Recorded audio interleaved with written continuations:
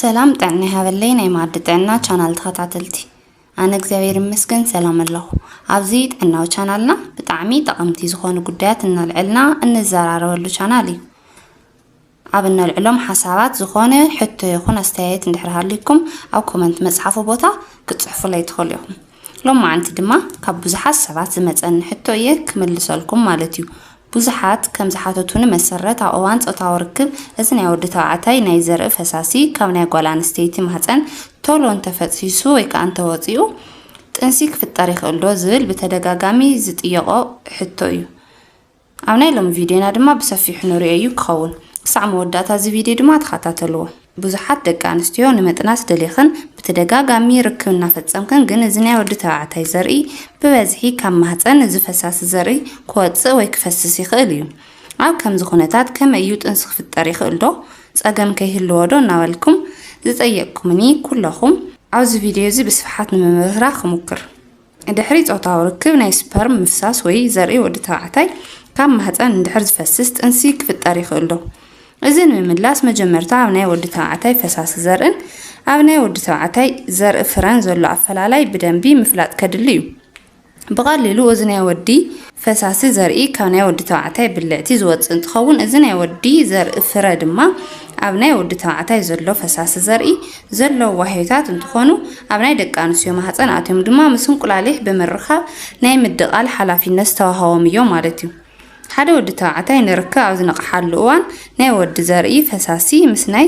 ሰውነት ፈሳሲ ብምትሕውዋስ ናይ ዘርኢ ፈሳሲ ይስራሕ ማለት እዩ ናይ ወዲ ተባዕታይ ፈሳሲ ዘርኢ ካብ ናይ ወዲ ዘርኢ ብተወሳኺ እዚ ፈሳሲ ዘርኢ ምስ ናይ ጓል ኣንስተይቲ እንቁላሊሕ ንኽበፅሕ ብዙሓት ናይ ሰውነት ፈሰስቲ እውን የጠቃልል እዩ ማለት እዩ ካብዚኣቶም ድማ ናይ ፕሮስቴት ፈሳስታት ናይ ጓል ኣንስተይቲ ብልዕቲ ኣሲዳማነት ብምጥፋእ ነዚ ናይ ወዲ ተባዕታይ ናይ ዘርኢ ፈሳሲ ንምምጋብ ዝሕግዝን ቦሬታ ፈሳስን ብልዕቲ ንምቕባእን ዝጠቕሙ ፈሰስቲ ዝሓዘ እዩ ማለት እዩ ብተወሳኺ እውን እዚ ናይ ወዲ ፈሳሲ ዘርኢ ብዙሓት ንጥረ ነገራት ዘጠቃለለ እዩ ብዙሓት ደቂ ኣንስትዮ ድሕሪ ጾታዊ ርክብ ናይ ዝወዲ ተባዕታይ ፈሳሲ ዘርኢ ሙሉእ ብሙሉእ ወፂኡ እዩ እሞ ጥንሲ ክፍጠር ይኽእል ዶ ዝብል ሕቶታት እዩ ሓቲትክናንን ይርክን እዚ ፈሳሲ ዘርኢ ከም ፕሮቲን ቫይታሚን ሲን ብዙሕ መጠን ዚንክን ዝሓዘ እዩ ኣብ ውሽጡ ከም ፍሩክቶዝ ሶዲየም ኮሌስትሮልን ስብሕን ናይ ቫይታሚን B12ን ዝሓዘ እዩ ኣብ እዋን ጾታዊ ርክብ ከምዚኦም ዝመሳሰሉ ንጥረ ነገራት ስለ ዝወፁ ኣብ ምግቢ ኣወሳስዳኽን ብጣዕሚ ንእሽተይ ተፅዕኖ ክህልዎ ይኽእል እዩ ግን ድማ እዚ ናይ ወዲ ተባዕታይ ፈሳሲ ዘርኢ ንናይ ጓል ኣንስተይቲ እንቁላሊሕ እንተተረኺቡ ኣብ ሂወትክን ዘምፅኦ ለውጢ ብጣዕሚ ዓብዪ ክኾን ይኽእል ኣብ እዋን ጾታዊ ርክብ ናይ ወዲ ተባዕታይ ዘርኢ ፈሳሲ ኣብ ናይ ጓል ኣንስተይቲ ብልዕቲ እዩ ዝቕመጥ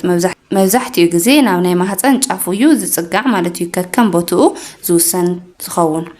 ዝተወሰኑ ናይ ወዲ ተባዕታይ ዘርኢ ሽዑ ንሽዑ ናብ እንቁላሊሕ ኣትዮም ምሕንባስ ዝጅምሩ እንትኾኑ ገለገሊኦም ድማ ብቐሊሉ ብናይ ጓል ኣንስተይቲ መኽፈቲ ኣካል ሞሊኦም እዮም ዝፈሱ ስለዚ እውን ድሕሪ ጾታዊ ርክብ ናይ ወዲ ተባዕታይ ፈሳሲ ዘርኢ ካብ ናይ ጓል ኣንስተይቲ ማህፀን ፈሲሶም ይወፁ እዮም ግን ድማ ኩሉ ናይ ወዲ ተባዕታይ ፈሳሲ ዘርኢ ይወፁ እዩ ማለት ኣይኮነን ድሕሪ ርክብ ምፍፃምክን ናይ ማህፀንክን ቅድሚ ምሕፃብክንን እንተነኣሰ ሓደ ደቂቓ ክትፅበያ ግባእ ማለት እዩ ምንም ነገር ይኹን ግን ናይ ወዲ ተባዕታይ ፈሳሲ ዘርኢ ሙሉእ ብሙሉእ ካብ ናይ ጓል ኣንስተይቲ ማህፀን ክወፅእ ኣይኽእልን ማለት እዩ እቲ ዝበዝሕ ፈሳሲ ክወፅእ እንተኸኣለ እኳ እቲ ኣድላይ ዝኾነ ፈሳሲ ግን ናብ ናይ ማህፀን ቱቦ እዩ ዝኸይድ ማለት እዩ እዚ ድማ እዛ ጓል ኣንስተይቲ ፈርታይል ኣብ ትኾነሉ ግዜ ወይ ድማ ኦቪሌት ኣብ ትገብረሉ ግዜ እንቁላሊሕ ናብ ናይ ማህፀን ቱቦ ኣብ ዝልቀቐሉ ግዜ ምስዚ ናይ ወዲ ተባዕታይ ዘርኢ ስለ ዝራኸብ ጥንሲ ክፍጠር ይኽእል እዩ ነገር ግን ኣብዚ ክንፈልጦ ዝግባእ ናይዚ ወዲ ተባዕታይ ፈሳሲ ዘርኢ ደካማ እንተኾይኑን እቲ ዝተለቐቐ ፈሳሲ ብብዝሓቱ እውን ብጣዕሚ ውሕድ እንተኾይኑን ደካማ እንተኾይኑን ሙሉእ ብሙሉእ ናብ ማህፀን ጫፍ ዘይክፅጋዕ ይኽእል እዩ ስለዚ ኣብዚ ጥንሲ ንኸይፍጠርን ናይዚ ወዲ ተባዕታይ ፈሳሲ ዘርኢ ጥራቱ መጠኑ በዝሑን ዓቕሙን ይውስኖ ማለት እዩ ክንደይ ዝኣክል ናይ ወዲ ተባዕታይ ፈሳሲ ዘርእን ፍሬን ይልቀቕ ዝብል ምስሊ ንርኢ ድማ ብማእኸላይ ሓንቲ ናይ ሻሂ ማንካ ወይ ድማ 4 ሚልዮን ናይ ወዲ ፈሳሲ ዘርኢ ይፍጠር ግን እዚ ከምቲ ናይ ወዲ ጥዕናን እቲ ዝወፀሉ ግዜን ዝፈሶ መጠነን ክውሰን ይኽእል እዩ ናይ ወዲ ፈሳሲ ዘርኢ ካብ 1.2 ክሳዕ 7.6 ሚሊ ሊትር መጠን ክፈስስ ይኽእል እዩ እዚ 1 ሚሊ ሊትር ፈሳሲ ዘርኢ ድማ ከ1 ሚልዮን ክሳብ 250 ሚልዮን ናይ ዘርኢ ህዋሳት ክሕዝ ይኽእል እዩ። እዞም ትክክለኛ ዘርእታት እንተተረኺቦም ክሳብ 5 መዓልትታት ብህይወት ክጸንሑ ይኽእሉ እዮም ማለት እዩ። እዚ ኣብ እዋን ወርሓዊ ጽግያ ዝተፈጠረ ጾታዊ ርክብ ብቴክኒካል ጥንሲ ክፍጠር ይገብሮ ማለት እዩ። ምክንያቱ እዚ ናይ ወዲ ተባዕታይ ዘርኢ ኣብ ናይ ማህፀን ደቂ ኣንስትዮ ኣትዩ ን5 መዓልቲ ብህይወት ክጸንሕ ስለ ዝኽእል እዚ ናይ ወዲ ተባዕታይ ዘርኢ ኣብ ማሕቆፊ ውሽጢ ክሳብ 72 ሰዓታት ይጸንሕ እዩ ወይ ብህይወት ክቕኒ ይገብሮ። ኣብ በረድ ዘለዎ ቦታ እንተኾይኑ ድማ ንዓመታት እውን ክጸንሕ ይኽእል እዩ ማለት እዩ። ስለዚ ኣብ እዋን ጾታዊ ርክብ ካብ ናይ ደቂ ኣንስትዮ ማህፀን ዋላካ ብዙሕ ናይ ወዲ ፈሳሲ ዘርኢ እንተፈሰሰ ግን ኣብ ውሽጢ ማህፀን እውን ዝቐር ፈሳሲ ኣሎ እዩ። እቲ ዝቐረየ ናይ ወዲ ፈሳሲ ዘርኢ ድማ ምስ እንቁላሊሕ ብምርኻብ ጥንሲ ክፍጠር ይገብር ማለት እዩ። ምክንያቱ እዚ ናይ ወዲ ዘርኢ ፈሳሲ ካብ ማህፀን ሙሉእ ብሙሉእ ስለ ዘይወፅእ ጥንሲ ክፍጠር ይገብሮ እዩ። ግን ከምቲ ዓንተወ ዝገለጽክዎ ናይዚ ዘርኢ ዓቕሚ መጠንን ጥንካረን ወሳኒ እዩ። እዚ ፈሳሲ ዘርኢ ናይ ወዲ ተባዕታይ ደካማ እንተኾይኑ ጥንሲ ክፍጠር